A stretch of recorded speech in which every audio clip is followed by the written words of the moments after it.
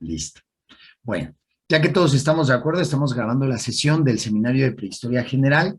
El día de hoy, pues verdaderamente se cumple otro año del seminario y entonces es para los miembros que llevamos varios años en ello, pues un verdadero regocijo, ¿verdad? Entre ellas se encuentran precisamente las expertas eh, que van a hablar el día de hoy. Junto conmigo, ¿no? Un servidor. Entonces, este año, eso les cuento, este año, a partir de septiembre, precisamente de la edición del seminario de este momento, tenemos el gusto de pues, cumplir, de decir que cumplimos 6 años, ¿no? Con este seminario que inició en la Escuela Nacional de Antropología e Historia, de una manera un poco atropellada, eso es verdad, porque iniciamos en educación continua, así empezó este seminario. Luego el seminario migró a la licenciatura en antropología física, donde todavía se mantiene, y ahora pues también es el seminario interinstitucional, ¿verdad? De prehistoria general entre la Escuela Nacional de Antropología e Historia y la Facultad de Estudios Superiores Acatlán, de la Universidad Nacional Autónoma de México, cosa que pues duplica el regocijo de los miembros del seminario, nos hace muy felices. Les damos una pues muy calurosa bienvenida a todos y todas aquellos que se encuentran en el seminario por primera vez, son muchos porque además los estudiantes de primer semestre de la carrera de Historia de la FES Acatlán que toman prehistoria conmigo, pues es la primera vez que se encuentran por aquí. El profesor Manuel Ordóñez, bienvenido, de verdad, es un placer que nos acompañe. Y bueno, y a todas y todos aquellos que se han incorporado este mes, que por cierto me tiene sorprendido, son como 9 personas que nos han escrito para incorporarse al seminario que no pertenecen ni a la Escuela Nacional de Antropología ni a la Universidad Nacional. Y pues también bienvenidas y bienvenidos, ¿vale? El día de hoy vamos a hablar de un tema que resulta complicado. Bueno, la prehistoria en general resulta complicada, ¿verdad? Porque tenemos muy poquitos datos de los cuales agarrarnos para ir construyendo el conocimiento que tenemos del pasado, especialmente al nivel del paleolítico, ¿verdad? Y bueno, y de las sociedades cazadoras-recolectoras.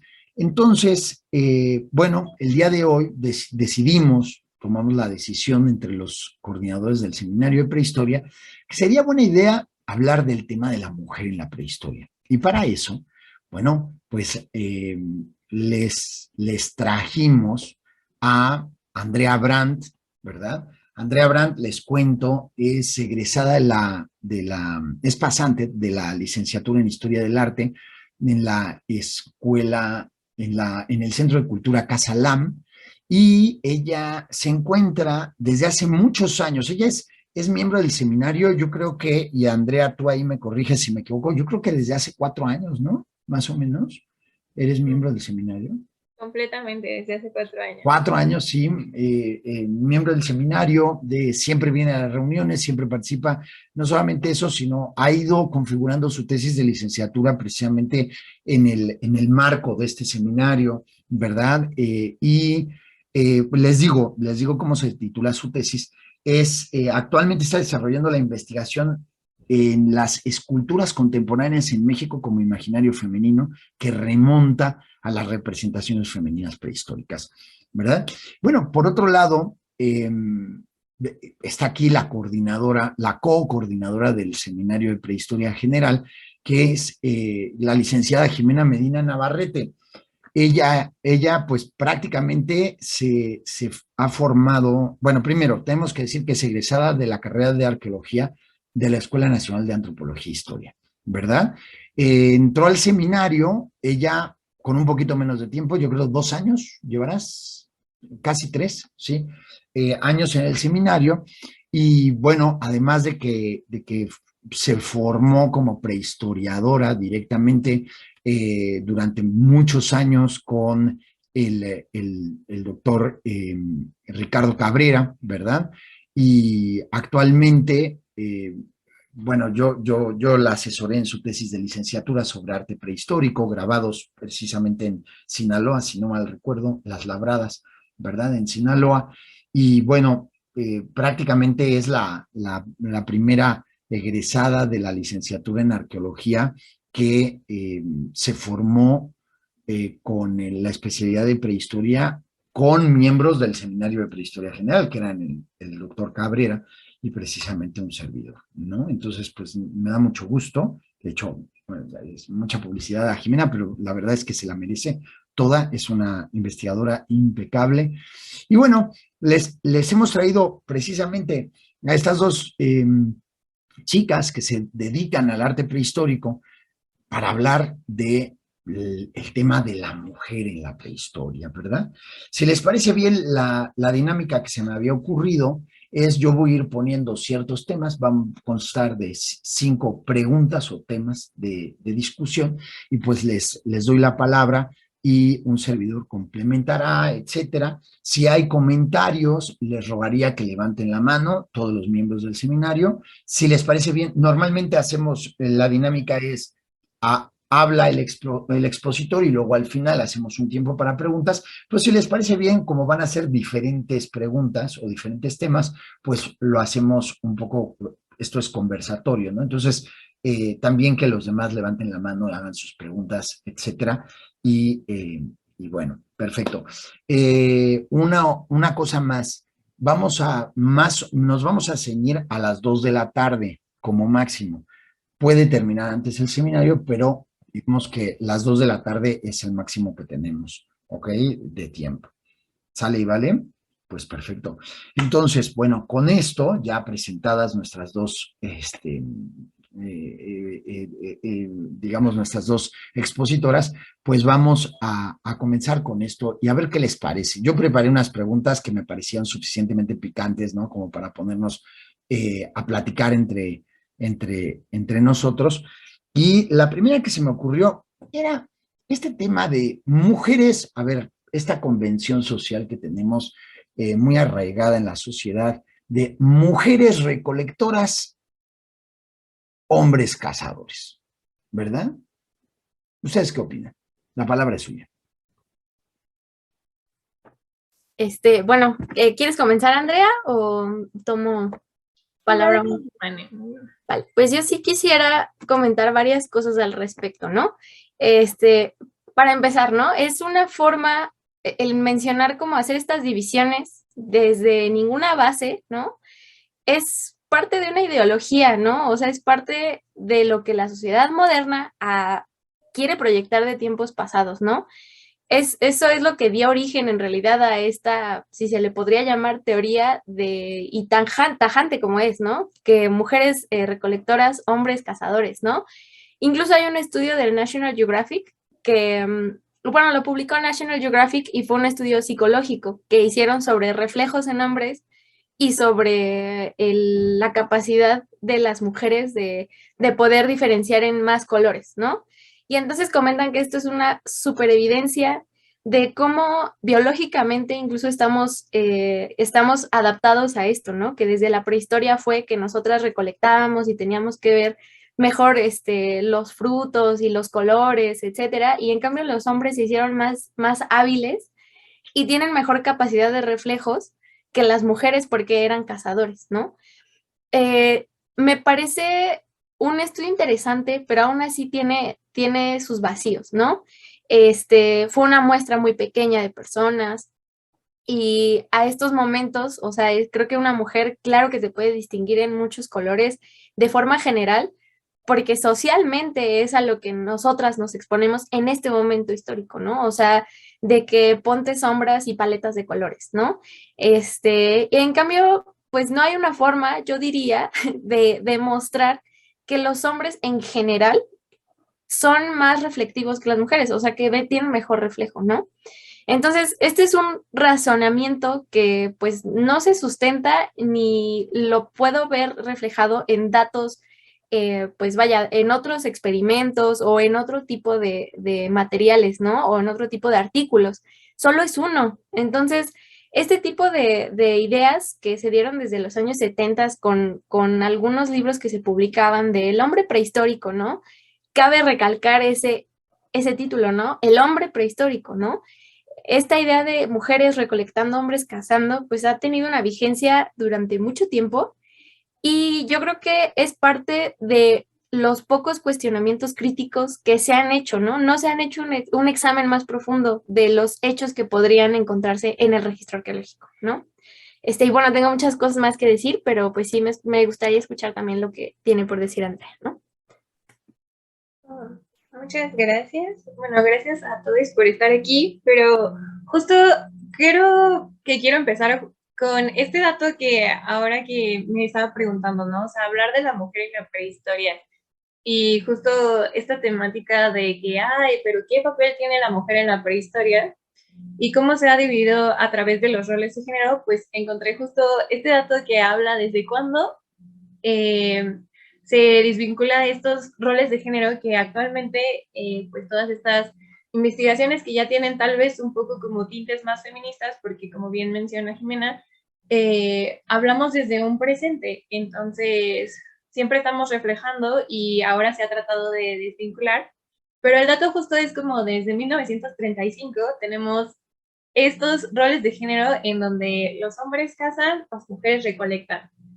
Y pues es como muy curioso, ¿no? O sea, pensar que a pesar de que tenemos como muchos estudios ya antropológicos o incluso como de parte también como en estudios como de más a fondo sobre algunas sociedades como en África o justo el papel de las mujeres no solo es cazar, recolectar, sino el 70% a veces de algunas de las sociedades es poder tener la habilidad como de las mujeres que proponen en las comidas de las sociedades funcionan también gracias a que ellas cazan. O sea, muchos de estos estudios que se han hecho de comunidades también hablan de cómo la mujer tiene este papel importante en la casa, ¿no? Y pues gracias a como que tenemos estos reflejos, porque al final prehistóricamente no podemos afirmar cómo funcionaban las sociedades, realmente nos basamos de lo que tenemos tangiblemente en nuestro presente. Entonces, por eso pongo como a la mesa tal vez estos estudios que proponen no solo como la repartición de roles de género. Yo sí hago siempre hincapié también en que es bien importante que las mujeres estén involucradas en estos procesos científicos, ¿no? O sea, desde los años 30 que se viene con esta idea del hombre prehistórico, que era el cazador, ¿no? Y que, antes cazábamos mamuts y hasta que se hizo meme, ¿no? Toda esta situación de que, ay, qué sensibles, antes cazaban mamuts y ahora lloran por todo, ¿no? Pero es bien importante, me parece, como la década de los 70, ¿no? Hablando ya de décadas en cada cosa. O sea, fue desde los años 30 e incluso antes de esta idea de que pues desde siempre el hombre había sido el aprovisionador, ¿no? Y es ya a partir de los 70 pues se da o sea, se eleva esta cantidad de estudios y de egresadas universitarias, investigadoras, antropólogas, etólogas, que de verdad van a aportar otro tipo de visión a lo que es la arqueología o la forma tradicional de ver los roles de género, ¿no? Desde la prehistoria. Entonces, hay un estudio en los 70s que se llama La mujer recolectora, el sesgo masculino en la antropología, o sea, apenas lo estoy viendo aquí, y, o sea, esto va a poner en duda, en realidad, las actividades, lo que es la caza masculina, como el medio principal de sustento, ¿no? Porque para empezar es eso, ¿cómo se ven las actividades masculinas como si fueran lo primordial, las actividades masculinas vistas con el estereotipo de ahora, ¿no? Como la caza, como la principal forma de aprovisionamiento, ¿no? Y cómo vamos a dejar de lado la crianza y la recolección, se va a dejar completamente de lado y no se va a enfatizar en nada, ¿no? Es como que simplemente vivieran de la caza y por ahí se comían uno que otro vegetal, ¿no? Prácticamente. El profesor Rodrigo alzó la mano. Adelante. Gracias. Y quisiera complementar lo que dicen, ¿no? En realidad, digamos, aquí me viene un pensamiento, pues que me parece importante mencionar, ¿no? Y es que la estructura, digamos, nosotros pensamos a partir de un marco, ¿no? Y digamos, el marco a partir del cual, digamos, aquí se están planteando dos marcos teóricos, ¿no? O más bien dos marcos vivenciales a partir de los cuales podríamos empezar a construir. Uno es si realmente solo las actividades masculinas han tenido importancia, ¿no? Y en ese caso, las actividades masculinas como la caza, etcétera, yo qué sé, ¿no? No sé si, además de la caza, como que limpiar los rifles y tomar cerveza, ¿no? Yo no tengo ni, digamos, ahí tendríamos que empezarnos a cuestionar, ¿no? ¿Cuáles son las actividades masculinas? Luego tendríamos otro marco, ¿no? Que sería, ¿esas actividades en la prehistoria son masculinas? Tendríamos que preguntarnos, ¿no? O sea, ¿la cacería es masculina en la prehistoria? Y luego tendríamos otro marco más que se acaba de abrir en mi cabeza, ¿no? Que es como, en realidad, si digamos, los que hemos estudiado prehistoria, ¿no? En las últimas décadas, etcétera, etcétera, pues sabemos que la evidencia arqueológica nos muestra que en la prehistoria, muy probablemente, en la prehistoria, vamos, no toda la prehistoria, pero a lo largo del paleolítico inferior y medio y mucho del superior, pues en realidad la, la, la, la cacería no es la actividad más común, ¿no? Sino por el contrario, sería la actividad menos común. Cazadores de mamuts, digamos, es un como ideal, ¿no? Típico de este tiempo, ¿no? En la prehistoria cazábamos mamuts, lo dijo Jimena, ¿no? Incluso se hacen memes de eso, ¿no? Hoy en día no puedes tomar leche con lactosa, pero antes cazabas mamuts, ¿no? Eh, ¿Cazabas mamuts? Eso sería la pregunta, ¿no? También, o sea, tenemos por ejemplo, y lo hablaba el otro día con los chicos de la clase de prehistoria que están aquí presentes, digamos, tenemos cementerios de enormes paquidermos, ¿no? Mamuts en este caso, en algunas lodazales, etcétera. Y esos cementerios, que sabemos que los paquidermos tienden a ir y morir en los mismos lugares donde habían muerto sus antepasados, incluso tienen una cosa un poco extraña, esto estudiado desde la rama de la etología, tienen este comportamiento que nos puede parecer extraño, que es tocar los huesos de sus padres, ¿no? Cuando pasan por ahí, pasan periódicamente por donde estaban los huesos de los que sabemos nosotros son sus padres y los tocan, ¿no? En algunos ejemplares, ¿no? Que se han estudiado. Digamos, nos encontramos en un contexto en el que estos huesos de paquidermos tienen huellas de corte, huellas de corte por medio de herramientas líticas que sabemos que son empuñadas por, pues vamos, homininos, ¿no? Eso es algo que lo sabemos de facto. Bueno, bien, y eso significa que los cazamos, ¿no? Eso incluso me hace cuestionarme, ¿no? O sea, los cazamos, si cazábamos, en muchos casos en el Paleolítico Superior podríamos imaginarnos, no lo sé, cazar algunos, sí, lagomorfos, tramperos, ¿no? Este tipo de cosas, me refiero a lagomorfos, para quien no lo sepa, conejos, liebres, ¿no? Este tipo de animales que son de pequeño tamaño y demás. Bueno, ¿las señoras no hacían eso? ¿Mm? Eso sería una pregunta, ¿no? Que yo no sé, no lo sé, ¿no? O cómo podríamos saber si las mujeres cazaban o no cazaban. O sea, porque que en el siglo XIX fuera un señor de bigotes torcidos y Sarakov a cazar a África con su escopeta, pues, o en el siglo XX, eso me queda muy claro, ¿no? Y que las señoras en la sociedad victoriana no iban a cazar, también me queda claro, pero ¿hasta qué punto podríamos saber? Eso es pregunta, ¿no? Para ustedes, perdónenme que me explayé tanto, pero pregunta para ustedes, ¿cómo podríamos saber si las mujeres cazaban o no, no? Bueno, aquí yo añadiría, ¿no? Justamente estos estudios de los 70, donde ya tenemos mujeres involucradas en en esta producción de documentos científicos, ¿no?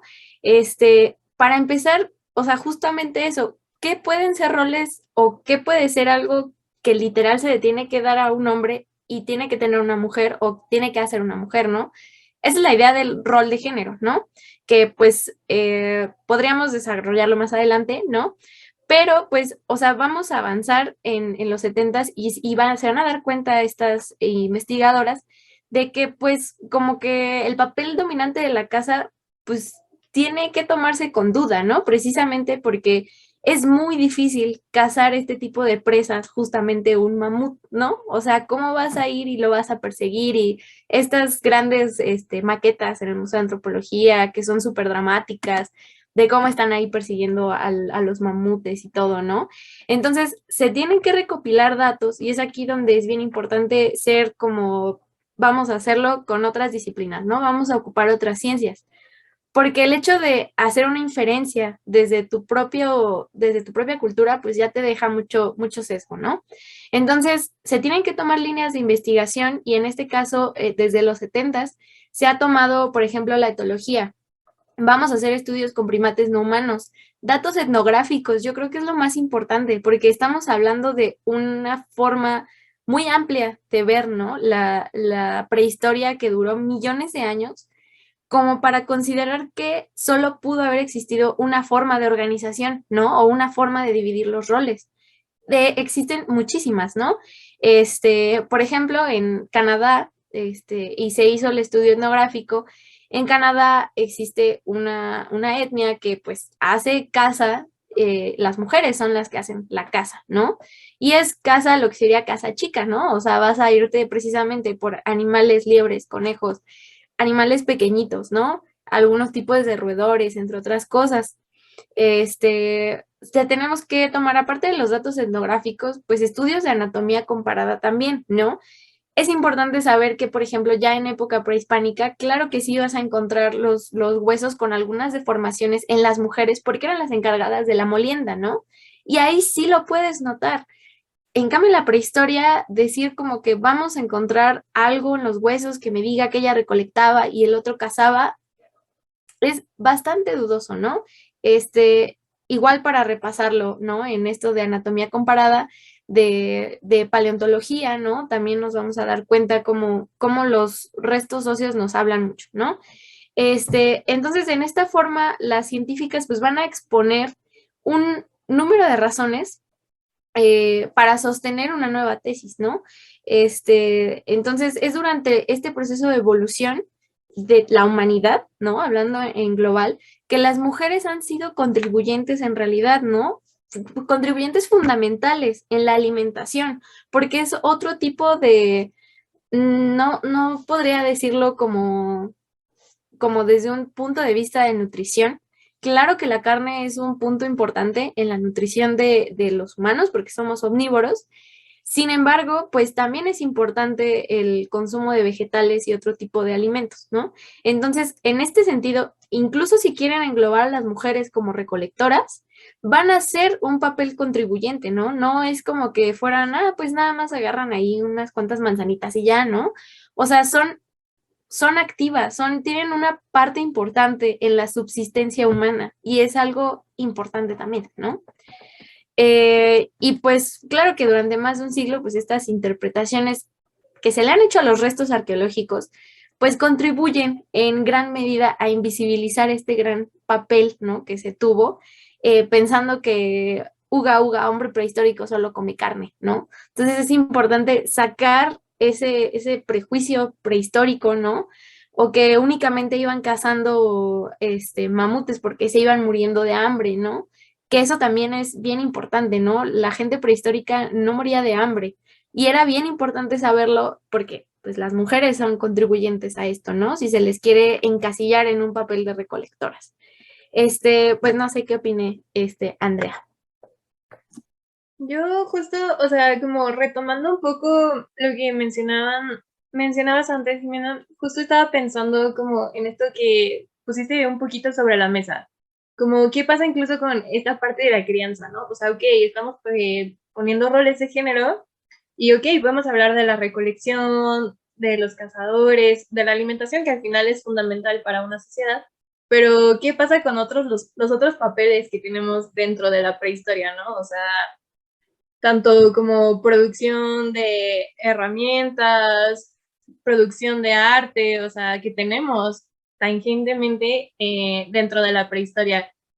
Y justo también lleva mucho esto a cuestionar que lo que mencionas, o sea, muchos de los estudios que han habido de la prehistoria y cómo van cambiando a raíz de los 80s, yo diría un poco, o incluso más presentes, que buscan romper por completo con esta línea divisora de un rol de género. No solo como, no sé, o sea, lo pongo un poco a la mesa de que nos cuestionemos, no solo como mujer recolectora, hombre cazador, sino cuestionemos todos los papeles que podamos entender en la prehistoria y que estén ahí puestos. Incluso para estos momentos, o sea, ya en los 70s, alguien levantó la mano. Manuel, adelante. Sí, yo veo aquí que faltaría un poquito un marco más amplio. Primero, la población de la prehistoria, ¿cuántos eran? ¿De qué tamaño eran los grupos? Sabe que eran más o menos de 50 y en algunas reuniones podían juntar hasta 500. Que no se nos olvide que era otro mundo, no había ciudades, no había nada. Entonces era un espacio muy amplio, muy vacío, lo que permitía que las bandas, las hordas de 50 personas, pudieran, como acaban de mencionar, encontrar prácticamente todos sus satisfactores de una manera inmediata y por supuesto no se morían de hambre. Había mucho. Y creo que otra cosa que falta ver es que también los niños tienen un papel activo desde que empiezan a caminar. Uh-huh. Entonces, una sociedad de 50, 70 personas, difícilmente, pienso yo, que haya una cuestión de roles. Más bien lo que supongo es que, alguna vez lo leí, cada miembro de la sociedad va a desarrollar sus cualidades que tienen un momento dado, pero que no les va a dar un rol superior a los demás, sino nada más en el momento. Y bueno, eso de la cacería, yo creo que se nos olvida también que eran carroñeros, más que nada. Sí, porque eso que yo iba a mencionar, lo del Museo de Antropología de los mamuts, que era cualquier niño vaya desde chiquito pensaba, uy, qué padre, mataban mamuts, y quién sabe qué es. No es factible. Uh-huh. Con tantos animales, con tan pocos hombres, pues los depredadores siempre dejaban restos y con los se alimentaban, ¿no? Entonces yo creo que si vemos ese esquema más amplio, y es claro, es que nosotros vemos desde ahora, y cuesta mucho trabajo pensar cómo era el mundo sin ciudades, sin caminos, con una densidad de población bajísima, uh-huh, y con bandas pequeñas. Nada más esta era mi pequeña aclaración. Gracias. Sí, gracias. Sí, justamente no es factible el cazar un mamut, irlo persiguiendo, ¿no? Para empezar era bien peligroso. Muy probablemente, y no lo dudo, le dieran cuello a alguno que ya estuviera medio moribundo por ahí, o que precisamente uno ya muerto, ¿no? No hay razones para pensar que no consumían el mamut, pero sí, eso de cazarlos es bien fantasioso, ¿no? Precisamente por eso se hicieron los memes de antes cazábamos mamuts y bueno, antes cazaban mamuts y así, ¿no? Profe Rodrigo, adelante. Sí, perdón, no, me parece precisamente que lo que el profesor Ordóñez está planteando es pues, completamente no solo plausible, sino fundamental para entender el mundo prehistórico, ¿no? O sea, son bandas de cazadores-recolectores, como él dice, 50 individuos como máximo, ¿no? Tenemos estudios a veces que lo que nos dicen es que la curva de tolerancia para los grupos de cazadores-recolectores llegan a 30. Imagínense, 30 individuos, 50 individuos.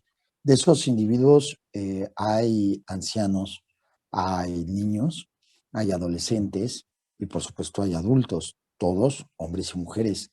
En esa pequeña sociedad no hay la posibilidad de especialización, además, en cuanto a las labores, ¿no? O sea, ¿qué va a hacer de una sociedad así si solo los señores no recolectan, ¿no?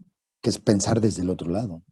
el, el mismo planteamiento. O sea, las señoras tienen que cazar, los señores tienen que recolectar, todo mundo tiene que entrarle a la crianza de los hijos, ¿no? Y por otro lado, que me parece muy, muy importante esto que decía, después estaba complementando Jimena, ¿no? O sea, por supuesto que vamos a tener, el carroñeo va a ser importantísimo para incluso para el desarrollo de nuestro cerebro, ¿no? Muy probablemente. O sea, llegar y empezar a desarrollar ciertas herramientas que nos permitan acceder a elementos como el tuétano, que tiene enormes cantidades de proteína. Y el tuétano tiene mucha proteína, es una maravilla, es mucha grasa, etcétera, es magnífico para poder vivir. Eh, pero por otro lado, es que no tienes acceso real a los grandes músculos, ¿no? Esos ya se lo devoraron los otros animales. Incluso nos está hablando, digamos, este tipo de estudios que hablan del carroñeo y demás, lo que están planteando es que digamos, estos grandes músculos que son, si vemos en la naturaleza hoy en día, en la sabana, ¿no? A los leones, hienas, etcétera, cómo comen por etapas un animal, y digo por etapas porque hay diferentes actores, ¿no? Que van devorando al animal, pues los grandes felinos serán los que devoren normalmente los músculos, ¿no? Más allá de eso, pues ya tendremos desde las hienas, les decía a los chavos de prehistoria de la FES, incluso que tenemos a los perros, ¿no? Hay un momento donde llegan los perros y los perros lamen los fluidos, ¿no? Lamen por todas partes de los esqueletos, y después pues estaríamos nosotros, ¿no? Y nosotros pues tendríamos acceso pues por medio de herramientas al tuétano y a algunos elementos del animal. Ojo, y ahí queda una cosa que confundió mucho a la gente hasta que Colin Renfrew hizo este estudio sobre los cementerios de animales, ¿no? De elefantes. Y en realidad, pues Renfrew de lo que se dio cuenta es que hay huellas de corte en los huesos, pero más bien la pregunta pertinente fue, ¿y por qué suponemos que estaban vivos, no? Todos esos huellas de corte que estábamos nosotros detectando y que decidíamos que éramos los seres humanos los grandes cazadores, ¿no? Por definición, bueno, pues no tenía por qué ser cierto, ¿no? Sino los animales mismos, pues estaban muertos muy probablemente, ¿no? Cuando entran todas estas herramientas, ¿vale? Perdónenme. Muchas gracias, muchas gracias. Bueno, oigan, ¿les parece si les hago otra pregunta? Va encaminada a lo mismo, pero es complementaria, ¿no? Iba a decir, ¿y qué opinan, por ejemplo, de estos enterramientos que nos encontramos? Incluso se encontró uno en Sudamérica hace poco, ¿no? Enterramientos de mujeres asociadas a las armas, ¿no? Que ha sido, bueno, un revuelo brutal, la gente, pero ¿cómo una mujer asociada a las armas, ¿no? ¿Qué dirían? Híjole, sí está muy interesante ese descubrimiento, ¿no? Lo que se encontró fue, y lo publicó la revista Science, ¿no?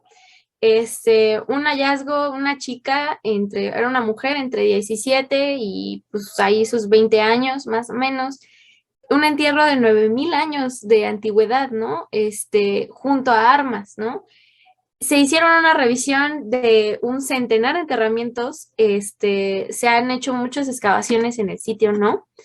Y pues se comenta que efectivamente esto contradice algo que fue muy tradicional, visto que acabamos de discutir, ¿no? A la cuestión de la teoría del hombre cazador, ¿no? Y donde las mujeres se les segrega y se les deja de lado en esta parte de la economía de la prehistoria, ¿no? Es relevante este estudio y fue muy sonado, no tiene ni, ¿qué será? Ni 3 años esto. Y el público general se dio cuenta de la cantidad de ideas preconcebidas, ¿no? Que hay de la prehistoria, de las mujeres en la prehistoria, en las sociedades prehistóricas, ¿no? Entonces sí me pareció muy bueno, muy interesante. Se hicieron muchísimos estudios al respecto e incluso hicieron un estudio estadístico donde contaban a la cantidad de entierros, cuántos pertenecían relacionados con armas desde Norteamérica hasta el sur, ¿no? Hasta el sur de América, de estos primeros pobladores, y sociedades arcaicas en México, por ejemplo, hicieron una parte estadística donde llegaron a la conclusión de que poco más del 30%, entre 30 y 50%, podían corresponder a mujeres, ¿no? Esto pues lo vieron desde la perspectiva anatómica, ¿no? Entonces, relacionados a cacería, ¿no? Afirmaciones como de que las mujeres no cazaban o no pintaban o no estaban involucradas en otra actividad más que lo maternal y la recolección, me parece que es muy generalizante, es muy global. Se podría decir de esa forma para ciertos tipos de sociedades, pero ya serían muy bien registradas, ¿no? O sea, por ejemplo, la actual, ¿no? Entonces, pensando esto, es la actividad de la caza es muy dispersa, o sea, puedes cazar un mamutésico, puedes cazar un ratón, ¿no? O sea, vas a utilizar muchos tipos de armas para cazar, ¿no? Dependiendo cuál sea tu presa, vas a usar arcos, lanzas, trampas, ondas, cualquier tipo de arma que claro que pueden usar las mujeres en la prehistoria, ¿no? Entonces, pues prácticamente en todos los lugares del mundo pudo ser una mujer cazadora, ¿no? Y las mujeres no se deberían de dejar de lado en este papel, ¿no? Cedo la palabra. Adelante, Es Manuel. una pregunta. Me llama mucho la atención esto de asociar a las aves con las mujeres. Pero la pregunta es, ¿son todas las mujeres o nada más unas cuantas? Porque eso también podría llevarnos a otra pregunta. Porque si son, por ejemplo, 10 mujeres y solamente una está asociada a las aves, a mí se me ocurrió inmediatamente que a lo mejor esta mujer era chamana. Pero si el chamanismo no, tampoco hay una diferenciación sexual, puede ser hombre o mujer. Eso es lo que se me ocurrió. Y lo de la maternidad, pues hay que recordar también que aquí amamantam, bueno, no puedo pronunciar, amamantam, bueno, eso, se, Lactancia, ¿no? la lactancia pues se extiende por 5 o 6 años, lo que impide que la mujer se vuelva a embarazar, pero el niño, desde que empieza a caminar, ya es un ser productivo. Ya, tiene actividades económicas, ¿no? Nada más esto, pero sí lo de las aves me llamó la atención mucho. Gracias. Andrea, ¿ibas a comentar algo? Justo, o sea, creo que ahí a mí me encanta preguntarme cosas y creo que deberíamos de preguntarnos como si a veces sexuamos incluso como estos yacimientos arqueológicos, ¿no? O sea, y eso lleva como incluso como a cuestionar un poco como este papel de si las armas pertenecen como a esto que ya mencionaba Rodrigo, ¿no? O sea, de los hombres, ¿no? Incluso Rodrigo lo mencionó, si los hombres se dedicaban a limpiar los rifles, ¿no? O sea, esta relación a veces de que los hombres se vinculan no solo a la casa, sino a las armas. Y justo este yacimiento que pues como bien mencionaban, o sea, ahí en los Andes, como pues llegó incluso como a cuestionar no solo como el papel de la casa, sino como el hecho de poder ser a veces, incluso, o sea, pensándolo como en defensa de las sociedades, ¿no? O sea, pensemos como incluso, pues muchos de los otros yacimientos que han como más hacia el neolítico, que refieren como a las mujeres como guerreras incluso, o sea, o eso ya un poco posterior.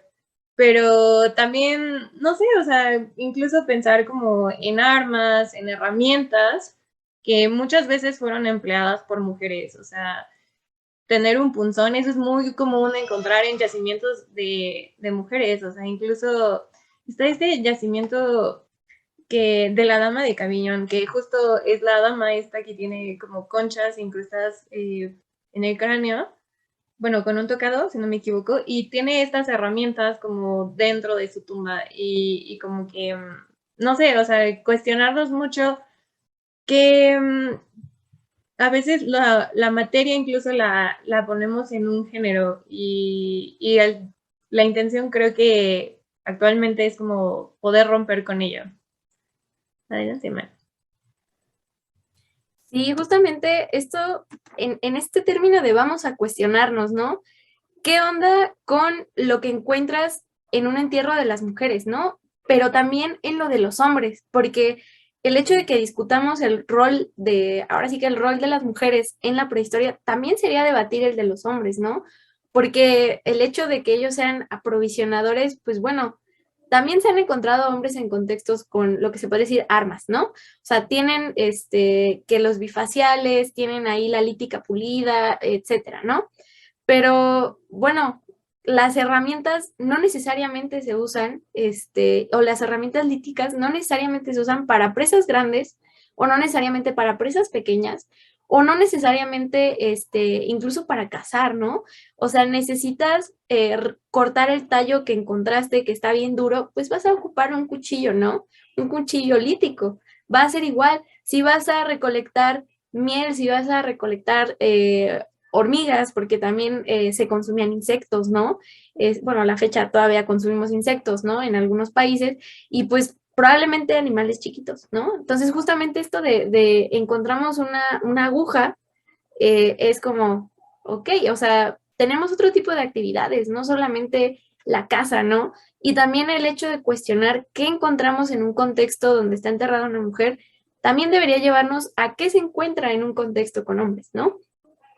Probablemente se le han asociado a los hombres algún tipo de herramienta que se infirió completamente, que estaba destinada a curtir piel, a matar algún animal o simplemente a la caza, ¿no?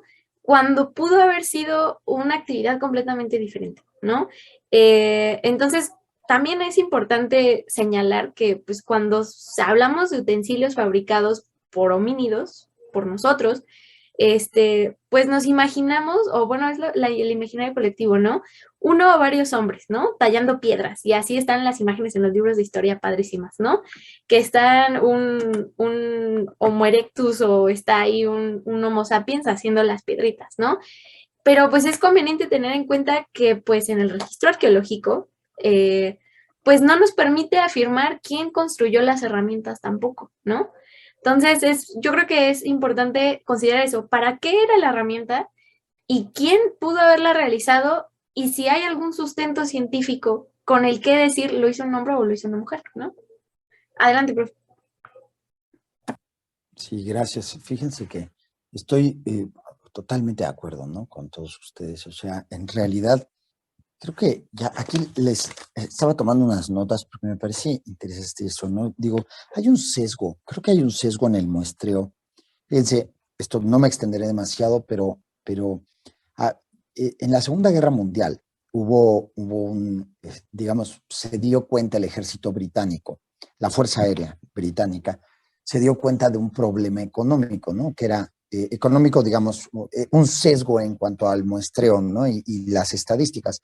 Y se dio cuenta que la Fuerza Aérea lo que hacía era, empezaba, digamos, llegaban los aviones, ¿no? Los aviones venían y llegaban y se daban cuenta ellos que el mayor número de disparos que traían los aviones que venían de la guerra contra los alemanes, ¿verdad?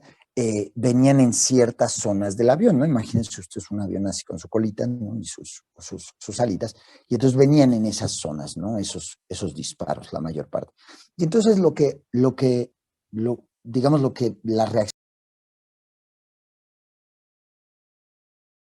Profe, se muteó su micrófono.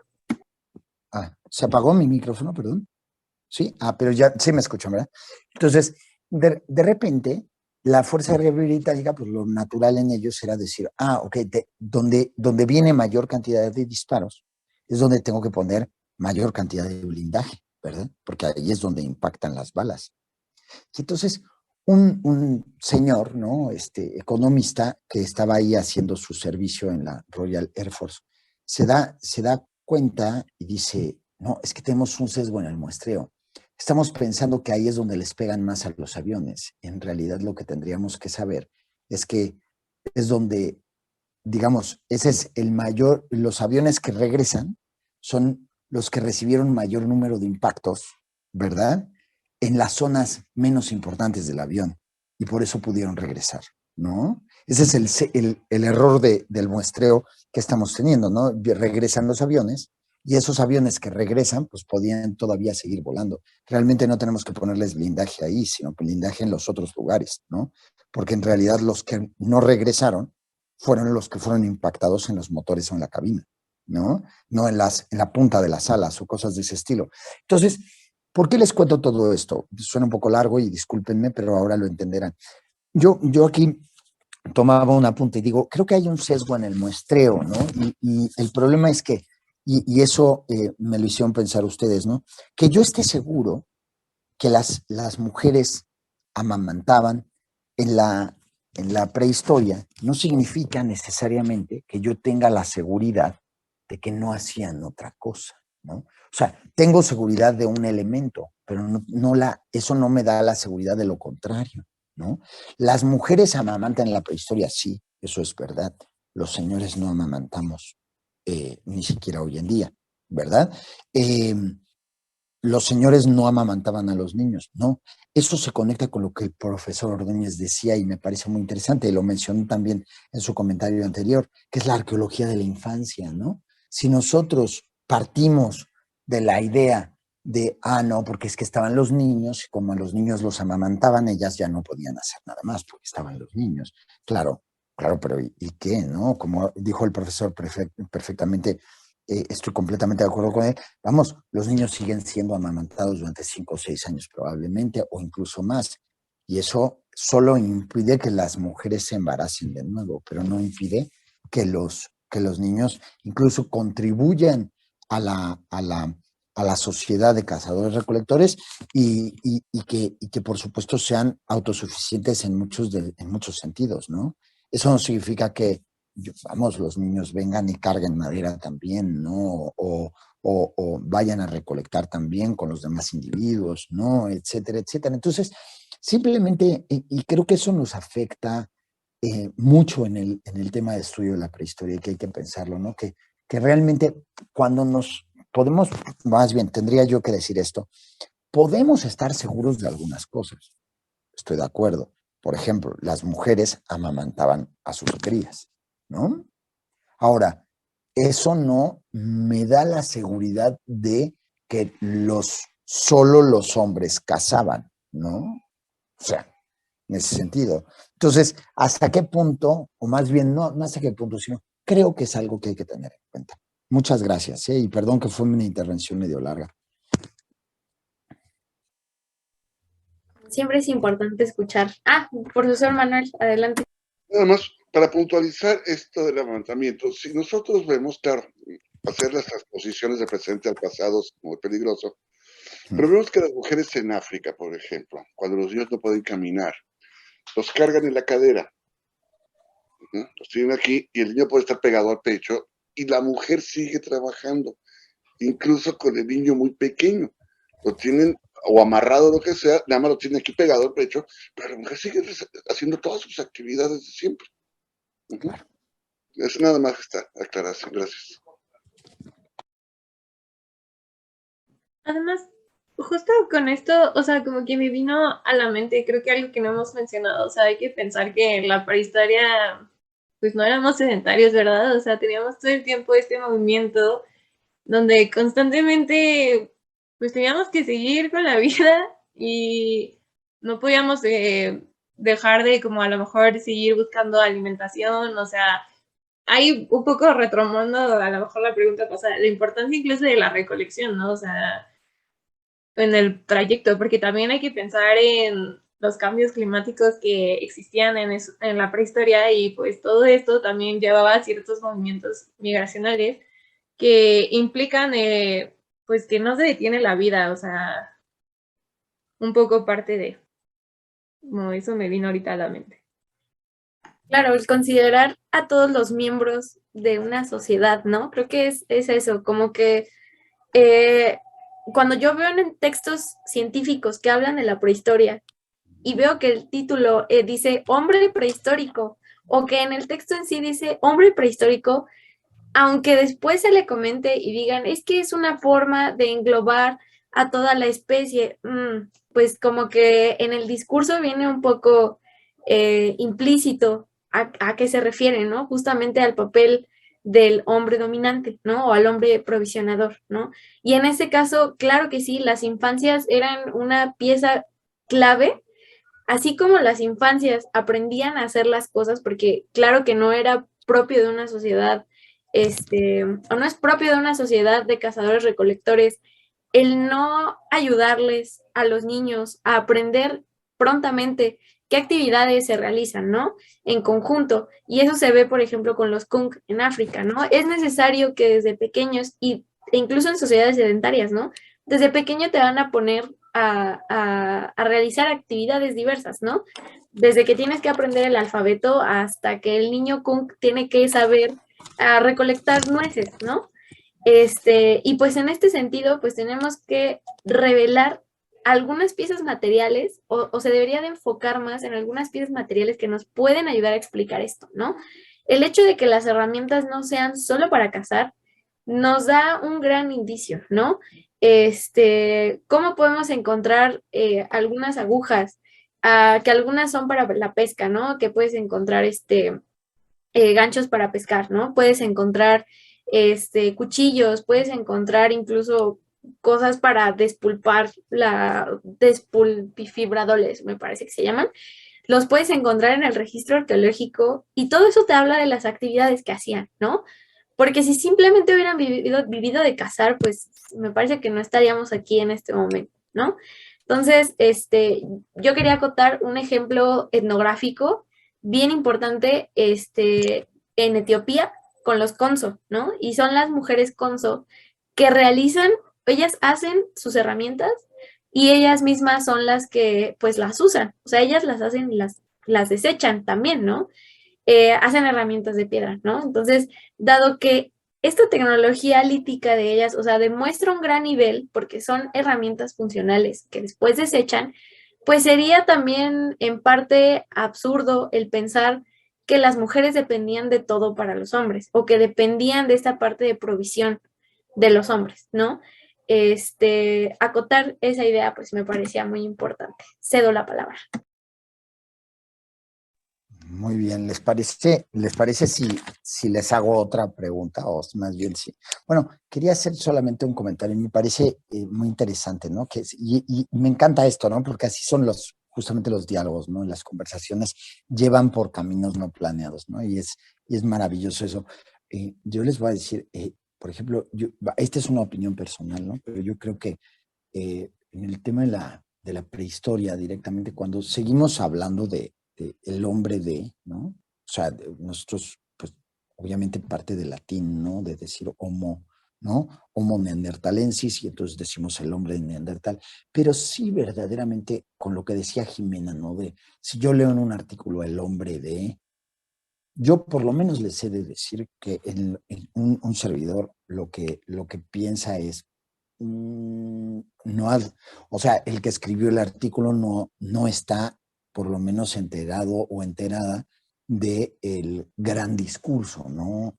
Ahora mismo sobre el tema de hombres, seres humanos, etcétera, etcétera, ¿no? Lo que se ha hecho de género en cuanto a la prehistoria y todo este asunto. Entonces, por lo menos, ¿no? Yo diría, me habla de una persona que no está enterada del gran discurso y de las últimas cosas que se han hablado, ¿no? A pesar de que después lo trate, y bueno, y eso lleva a otra pequeña cosa, ¿no? Que es hasta qué punto podemos llegar y romper con los paradigmas de hombres pintando, hombres haciendo armas, hombres cazando mamutes, ¿no? Etcétera, etcétera, etcétera.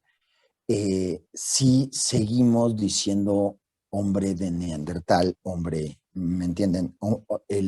Casi el hombre heidelbergensis, ¿no? El homo heidelbergensis, pero vamos, si seguimos con ese rollo del hombre en la prehistoria para referirnos a los seres humanos, hombres y mujeres, pues bueno, no estamos contribuyendo simplemente a romper esos paradigmas, ¿no?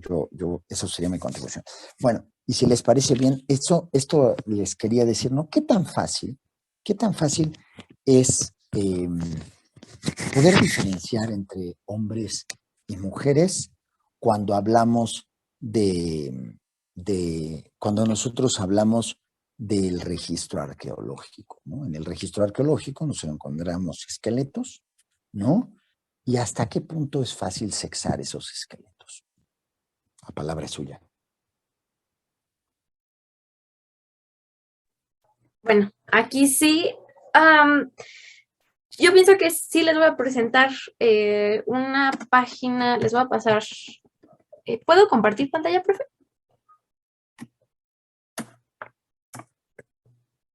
Sí, perdón, ¿Sí? las tengo que hacerlas coanfitriones. Espera un segundín. Ok. Nada más porque es que no estoy acostumbrado a estar en mi celular en una reunión y entonces no soy tan ducho haciendo esto. Espérenme, un segundillo. Ay, perdón, aquí está. Entonces aquí va a ser coanfitrión. Listo.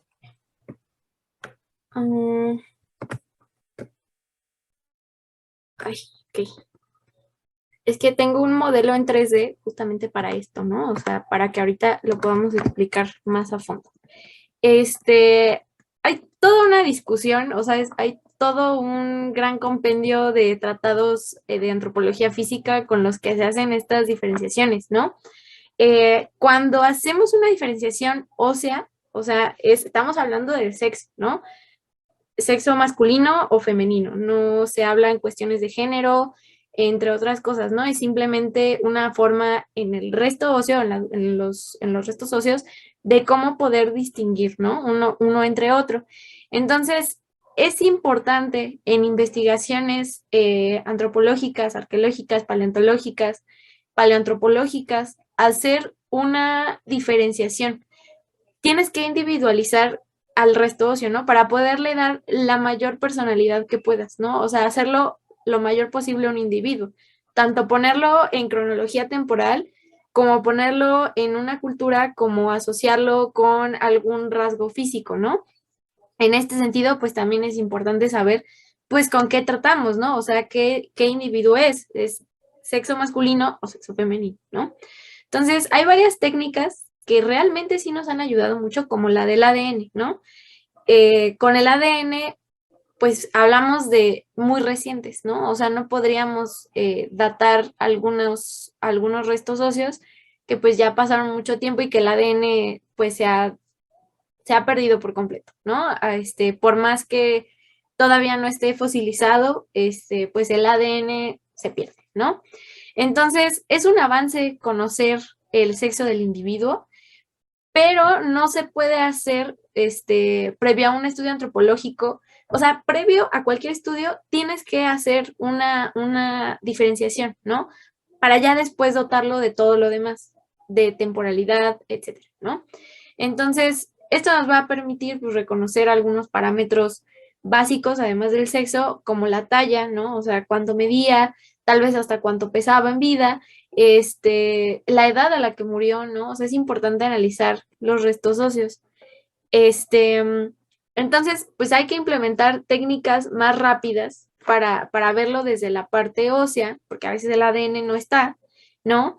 Es algo básico en ciencias forenses, ¿no? Diríamos nosotros, porque pues se puede equivocar desde un principio, algo como lo que pasó en el llamado hombre de Tepexpan, que después le hicieron mediciones y le hicieron un estudio y dijeron, bueno, tal vez sea la mujer, ¿no? De Tepexpan, ¿no? Entonces, pues es importante no errarlo desde el principio, ¿no? Entonces, es primordial, ¿no? Saber si era un hombre o una mujer en término biológico y teniendo un esqueleto completo podemos recuperar más información, o sea, se va a encontrar de forma más precisa y más rápida, ¿no?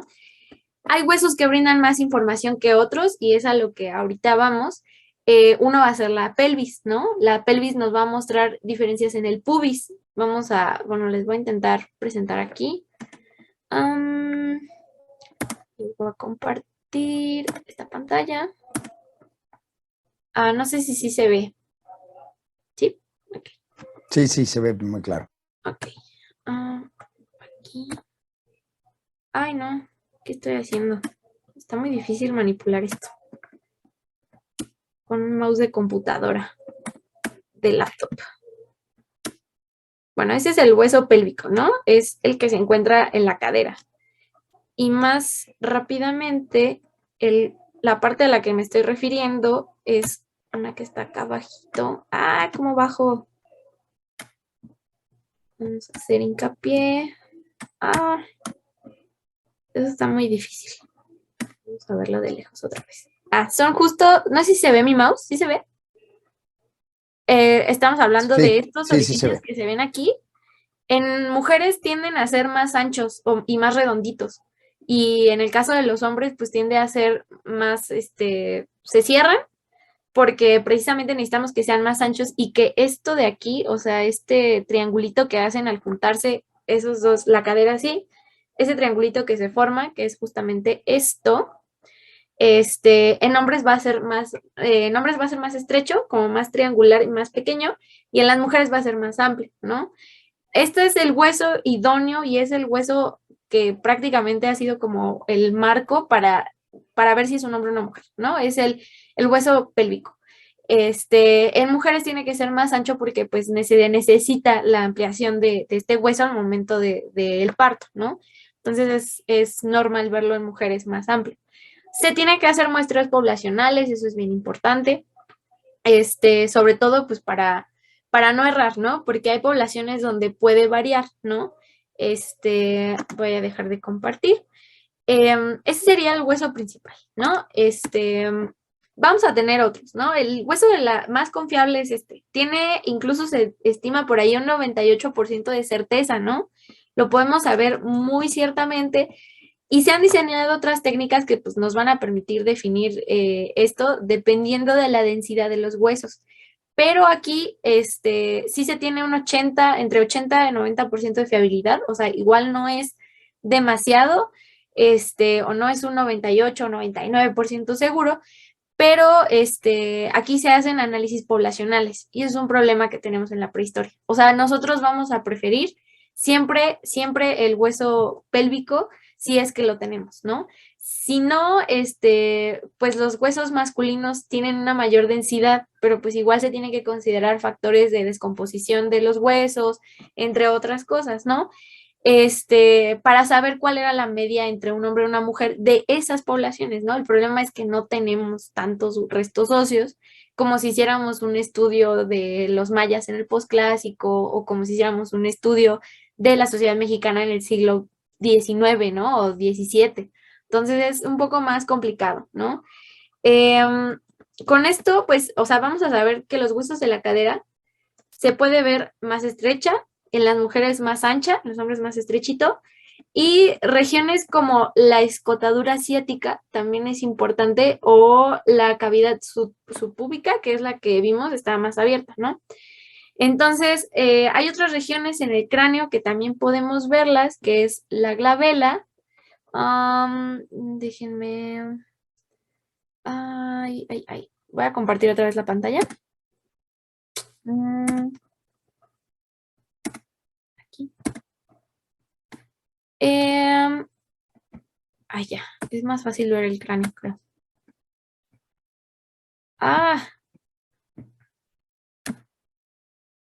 Sería esto que está atrás de la orejita, como ese hueso en la mandíbula y que se puede sentir justo atrás de la oreja en esta parte baja, que es justamente esta de aquí. Ese huesito en los hombres puede ser más prominente. Entonces se puede ver dependiendo también la población en la que se trabaje. Y hay otro muy importante que ese está más difícil de ver por aquí.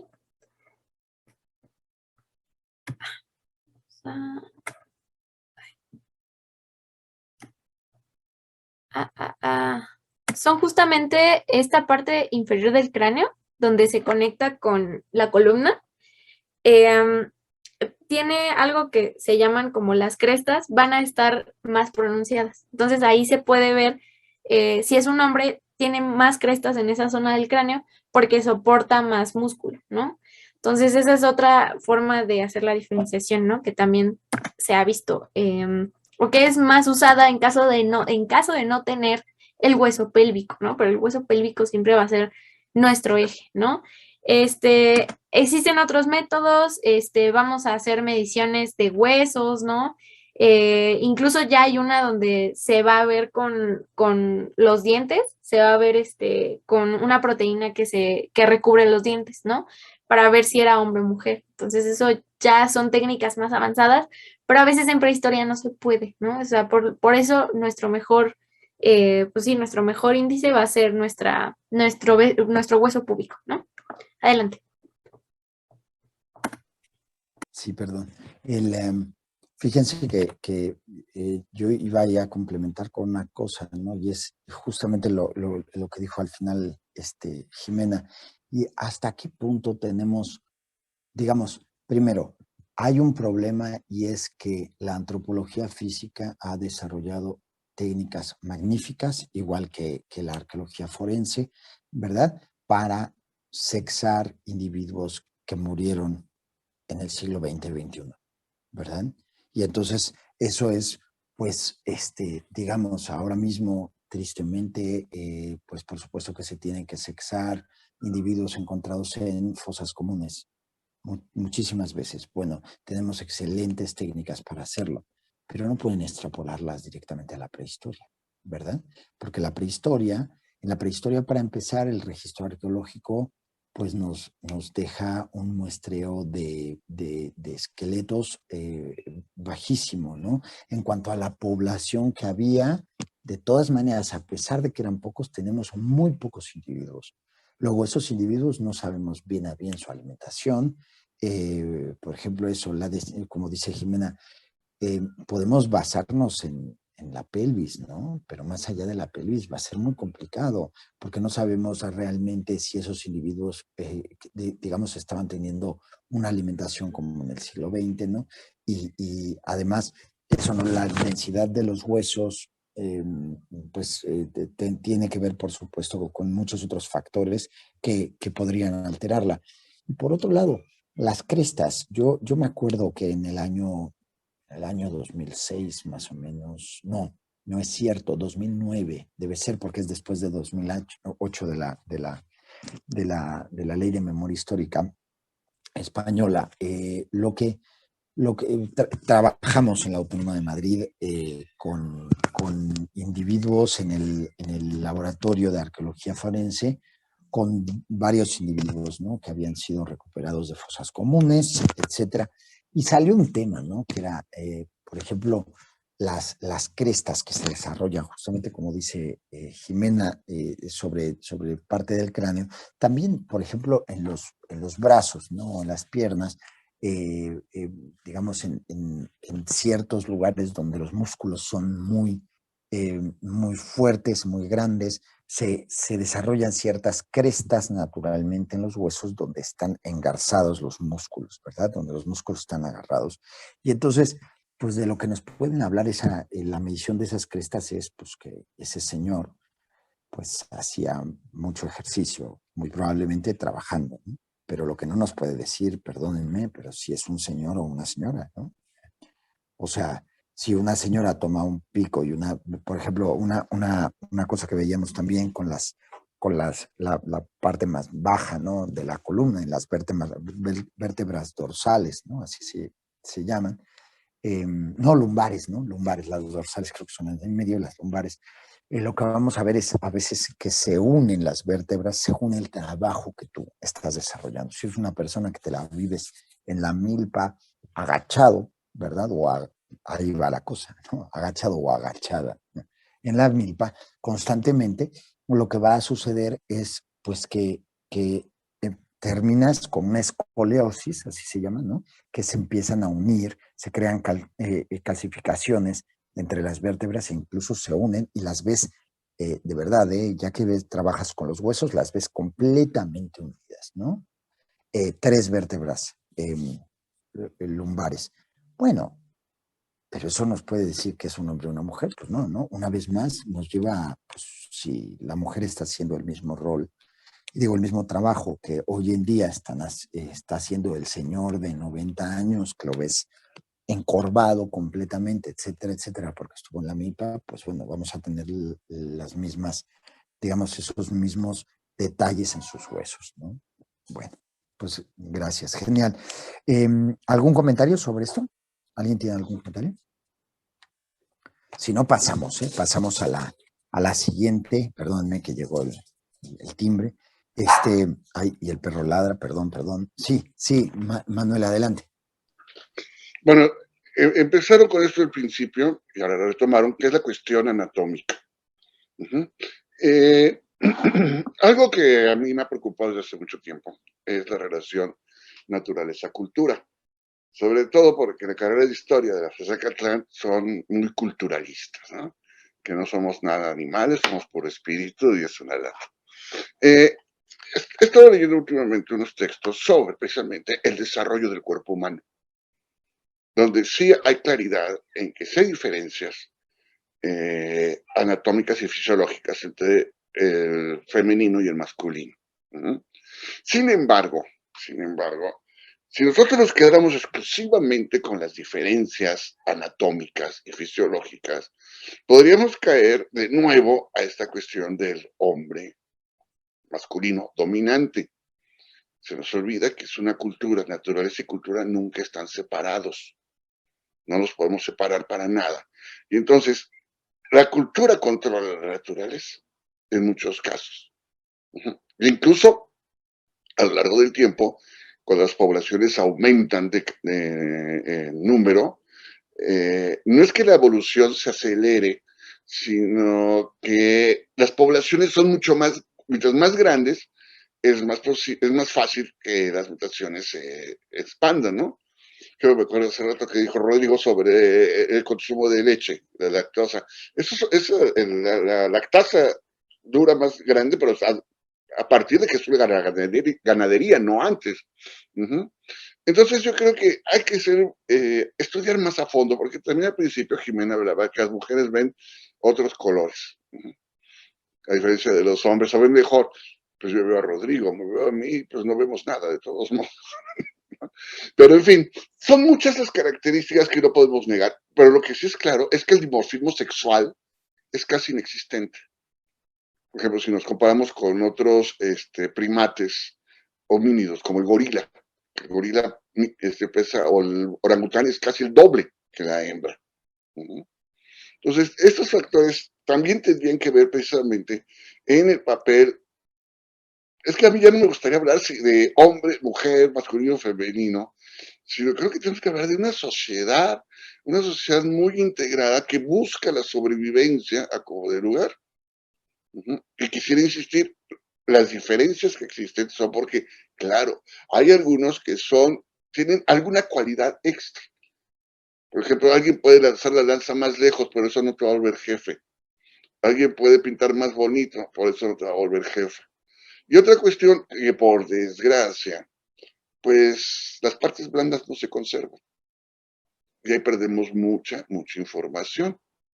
Por ejemplo, los tatuajes, las escoriaciones, etcétera, ¿no? En fin, lo que veo es que sí, cada vez está más adelantada la prehistoria.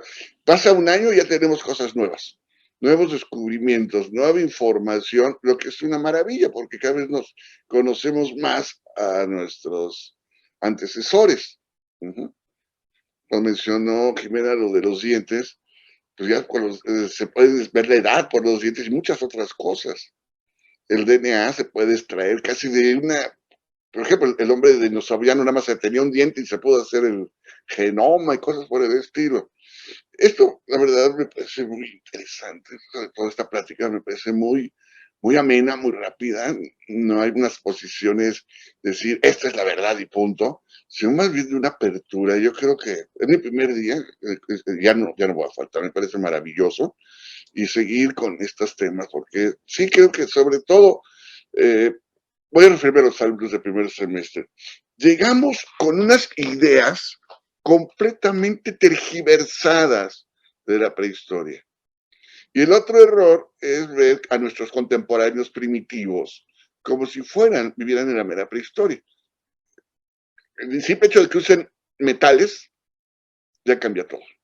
Nada más, ¿no? No podemos hablar, es muy difícil. Está bien, están los San, los Kun, pero... Y otra cosa, que nuestros contemporáneos primitivos viven en las regiones más hostiles del planeta. Y por eso quisiera insistir, antes, cuando se esclareció el género humano, estaba en todos lados. Y seguramente se acomodaban donde estaba la mayor riqueza en la naturaleza. Bueno, nada más, gracias.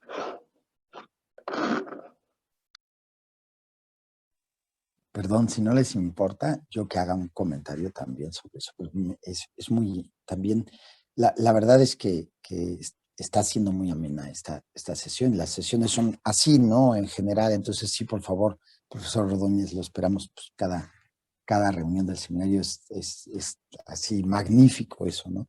Y bueno, y quiero decir una cosa, y es cierto, ¿no? Hay que tener mucho cuidado con a ver, los estudios etnológicos, pues por supuesto que tienen mucho valor, pero por otro lado, no hay que considerar a nuestros contemporáneos primitivos, ¿no?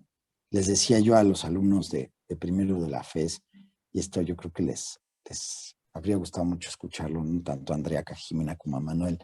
Eh, Vean, que un chavo no, o sea, tenga una cultura diferente a la tuya, no lo vuelve prehistórico, ¿no?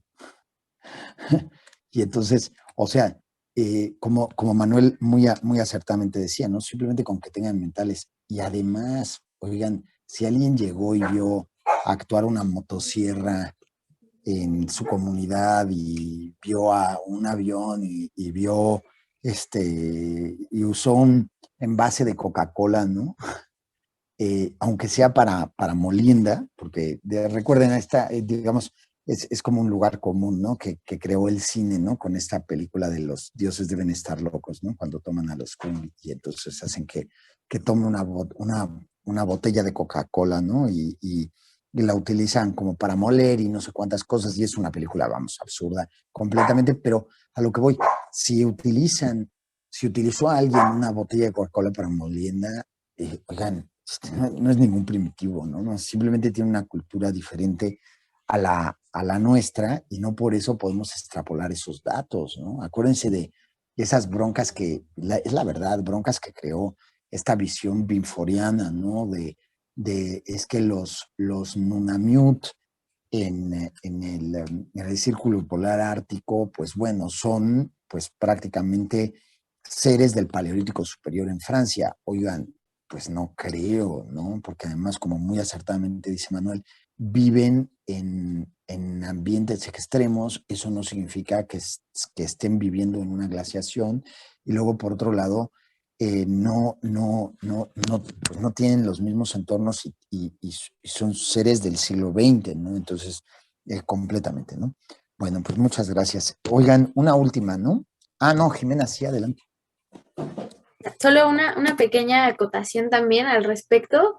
Sí es bien importante, ¿no? Considerar los estudios etnográficos la verdad, cualquier forma que sustente más datos a la prehistoria está maravilloso, porque es un periodo de tiempo larguísimo donde tenemos que construir nuestras fuentes, ¿no? O sea, tenemos que hacerlas nosotros, tristemente, porque no hay nada directo, ¿no? La prehistoria no nos da nada directo. Y sí es importante tomar, no con pincitas muy delicadas, los datos etnográficos, pero sí acotar que pues están en un momento específico, por ejemplo, los Kung de ahorita del Kalahari, ¿no? Los Kung ahorita ya van por leche a las comunidades que ya cuentan con sistema capitalista en sí, pues, o sea, ya no son los Kung de hace 10,000 o de hace 15,000 o 20,000 años, ¿no? Ha cambiado muchísimo esa sociedad, ¿no?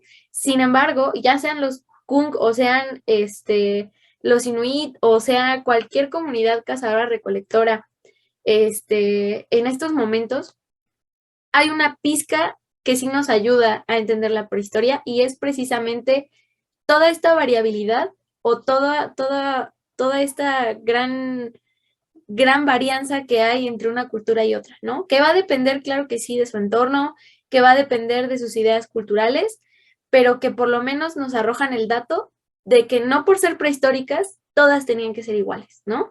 Y eso es lo interesante. Porque claro que sí van a haber mujeres cazadoras recolectoras, así como pudieron haber mujeres cazadoras, así como pudieron haber mujeres simplemente recolectoras o una mezcla entre ambas, ¿no? Como es lo que pasa con los Kung. Adelante.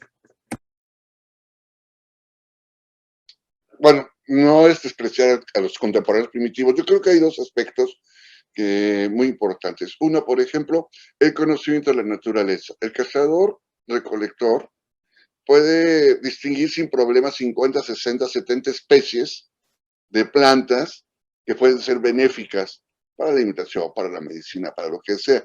El agricultor no, come 4 o 5.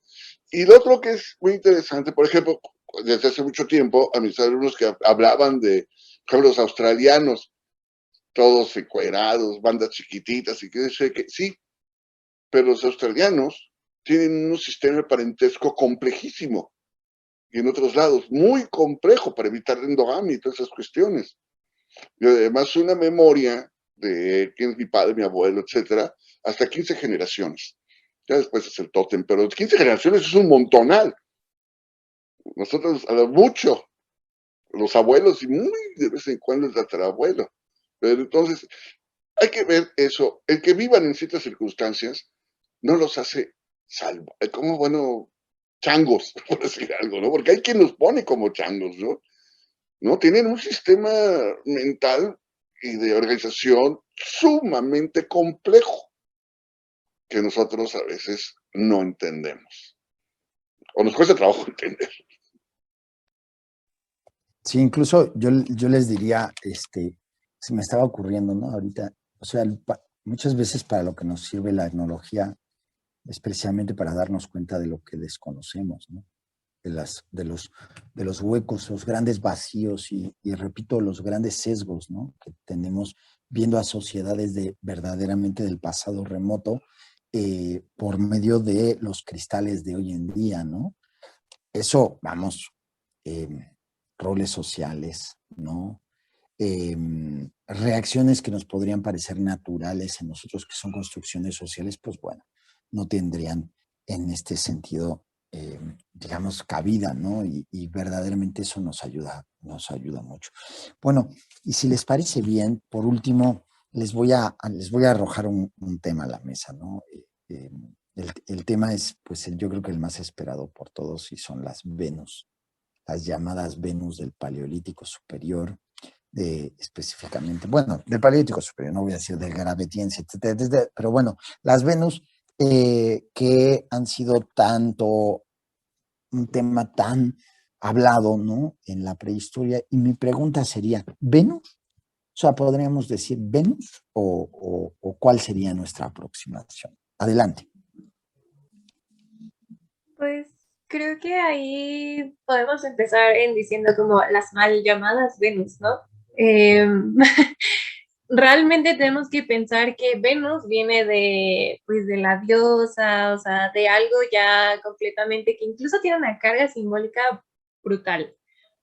No podemos hablar de las figuras femeninas prehistóricas y, o sea, adjudicándoles un término que, pues, por muchos años ya se les destinó como a que incluso aluden a la fertilidad, aluden incluso como objetos simbólicos como en, justo en, a nivel sexual, que pues tiene esta carga ya de Venus, que es un término pues completamente fuera de la prehistoria, ¿no? O sea, justo hemos hablado de, pues, de todos estos como tintes que han pues ido afectando y construyendo la prehistoria, pero se están tratando de desdibujar.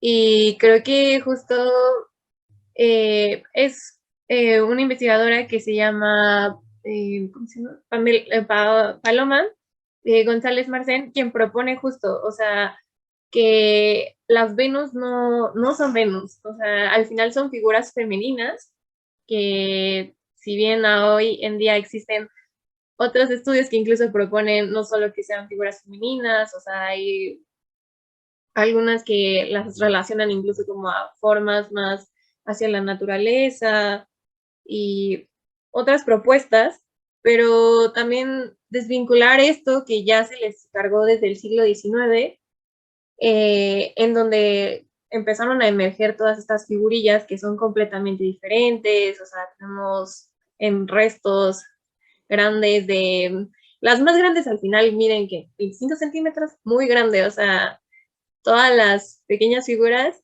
son de hay fragmentos de incluso de 2.5 centímetros, o sea, imagínense que a esto ya le den una carga simbólica tan grande con este término, ¿no? Y creo que también hay que pensar un poco como, pues, en que al final se hablaba desde el momento en donde estaban, o sea, creo que justo pensar en el siglo XIX era como este periodo como neoclásico, o sea, tratar de vincular la idea de la tierra, de la madre, o sea, incluso podemos cuestionarnos, no sé, o sea, cómo se ha vinculado también a la mujer como en estos roles naturales, ¿no? Y incluso no solo hablar de los roles sociales, o sea, un poco por si, no sé. Pues a mí me parece justamente bien interesante el hecho de que a la Venus se le da ya este papel de diosa, o sea, en muchos escritos ya se le da el papel de la diosa de la fertilidad. Y yo digo, pero, o sea, como, ¿de dónde, no? O ¿cuál es tu fuente para sacar todo eso? Ya no tienes un registro, ni siquiera un acercamiento etnográfico, ¿no? Para poder hacer válida esta afirmación, porque es una afirmación como de es que la ponen voluptuosa y de esta forma porque pues así tienen que, eso, se veían las mujeres fértiles y se le da ya toda esta significancia de en biología de que caderas anchas, cinturas reducidas y bustos prominentes significa que ya es, que es una hembra muy fértil, ¿no? O sea, ¿estamos seguros de eso, no? O sea, ¿será como de verdad una diosa de la fertilidad? Como, ¿por qué, no? Lo que sí me parece a mí muy seguro es que las mujeres en su papel, en este rol de género que se les ha asignado, ya sea en el que tenían que recolectar o en el que tenían que cuidar a los hijos, que tenían que cuidar incluso a ancianos o que se encargaban de sanar, ¿no? O incluso este papel de socializar, que es importante en cualquier cultura, ¿no? Hacer la socialización, mantener los espacios de hábitat, que son labores imprescindibles en cualquier sociedad y que con esto no digo que solo las mujeres lo hagan, ¿no? O sea, cuidar, alimentar, sanar, socializar, todo esto es imprescindible, ¿no? Entonces, pues son actividades estructurales que pienso que pudieron haber significado algo en la Venus, ¿no? No necesariamente en un sentido religioso de fertilidad, ¿no? Se le puede dar muchísimos significados, pero que tristemente con las herramientas pues arqueológicas del momento y bajo esta idea de cultura occidental que tenemos, me parece muy difícil comenzar a significar desde aquí algo de hasta allá, ¿no? Entonces es lo complicado. Vi que alzó la mano el profesor Manuel. Adelante. No, es que también otra de las exageraciones es, y que todavía a veces algunos lo dicen, que hablan de la época del matriarcado. No había ni matriarcado ni patriarcado, ninguna de las dos, ¿no? Esas diferenciaciones ya serían en las sociedades agrícolas, qué sé yo. Y la otra, pues a mí se me ocurre, yo no he visto estas voluptuosidades de las mujeres, salvo en los Kun o en los San, por el problema de la estratopigia, ¿no? Que también puede ser eso, porque hay una cuestión fisiológica muy clara. Las mujeres que están muy gruesas, así exageradamente gruesas, no necesariamente son las mejores madres. O no tienen, no, perdón, no son las que tienen las mejores crías, porque su cuerpo exige mucho de sí mismo.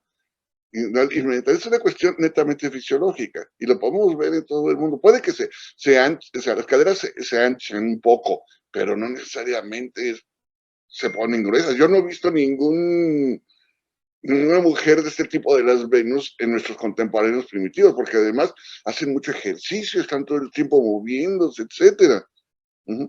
Por eso, ¿qué significa que son? Como bien dijeron, quién sabe. Nadie tiene la idea.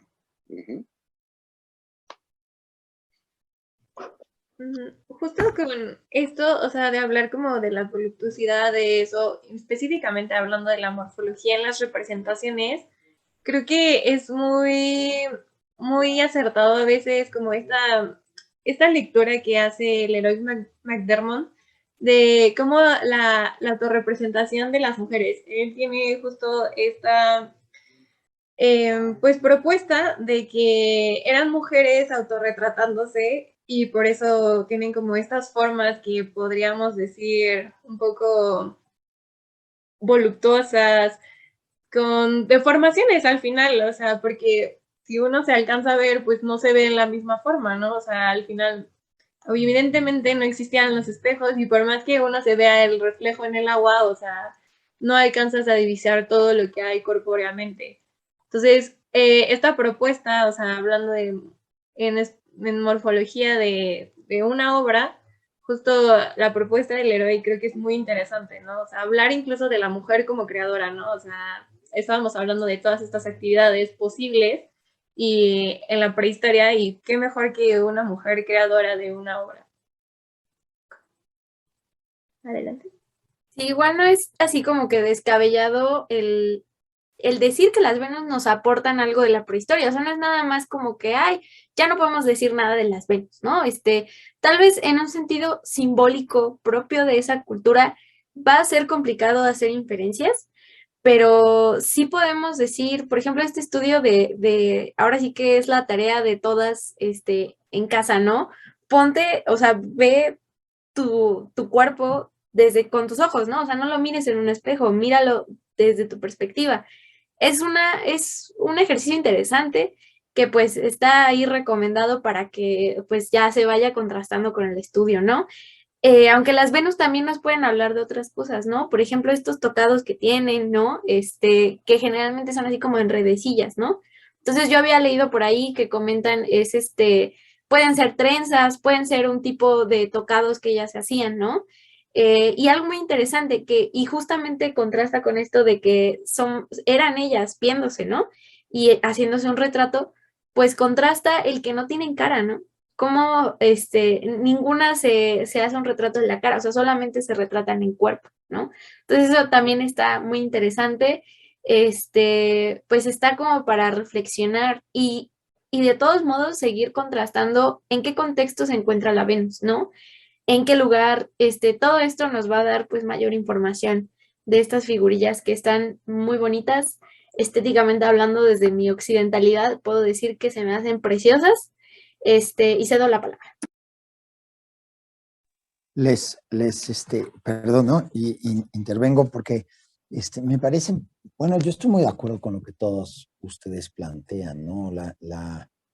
Vamos, una vez más, no sabemos qué rol tenía, si esos seres son reales o son imaginarios, si estaban, me gusta mucho lo que dijo Andrea precisamente del estudio ¿no? Donde habla de la perspectiva, ¿no? Utiliza a la Venus de Willendorf, ¿no? Si no mal recuerdo, como ejemplo, y con esa Venus de Willendorf, la chiquitita esa, ¿no? Muy, muy típica, ¿no? Como la más famosa. No se preocupen, los de primero los vamos a ver en clase dentro de un par de semanas. Se basa en eso para decir que, pues, digamos, puede ser una escultura desde la perspectiva de la mujer que se está autorretratando, ¿no? Y entonces ahí estaríamos llegando al punto de decir, sí podríamos llegar a teorizar sobre una pieza hecha por una mujer, ¿no? No por una mujer o un hombre. Vamos, creo que es fundamental plantear que para la prehistoria tenemos que cuestionarlos las cosas, no tomar, digamos, la información que nos den nuestros colegas como dogma de fe, sino tratar de contrastarlas. Es una disciplina que especialmente exige romper con nuestros paradigmas sociales y culturales, ¿no? No somos de la misma cultura que nuestros antepasados prehistóricos y entonces, en ese sentido, pues las cosas que estamos acostumbrados a que lógicamente signifiquen algo, pues no tendrían por qué, ¿no? Y entonces ahí y retomo lo que han dicho precisamente Andrea, Jimena y también el profesor Ordóñez, pues no, o sea, digamos, una vez más, nos damos cuenta, nos debería, yo creo, ¿no? Desde desde mi opinión, nos debería abismar lo que no sabemos, ¿no? Del pasado. Justamente, no sabemos. Y poco a poco hacemos aportaciones para tener certezas, nada más que las certezas son pues muy pequeñitas, ¿no? Muy bien. Oigan, pues creo que llegamos al final de nuestra sesión del seminario.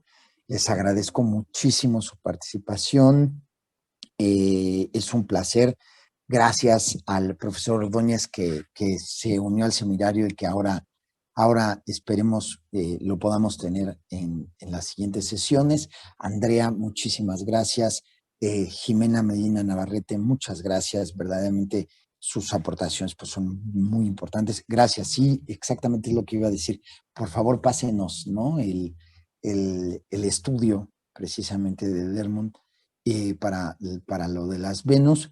Y muchas gracias a las y los asistentes al seminario. Esta sesión fue video grabada y entonces vamos a colgarla en el Facebook, si todo el mundo está de acuerdo, ¿vale? Venga, pues muchas gracias y nos vemos en la próxima edición el próximo mes. Hasta luego. Gracias. Hasta luego. Cuídense. Gracias. Hasta luego. Buen fin de semana. Buen fin. Hasta luego. Hasta luego.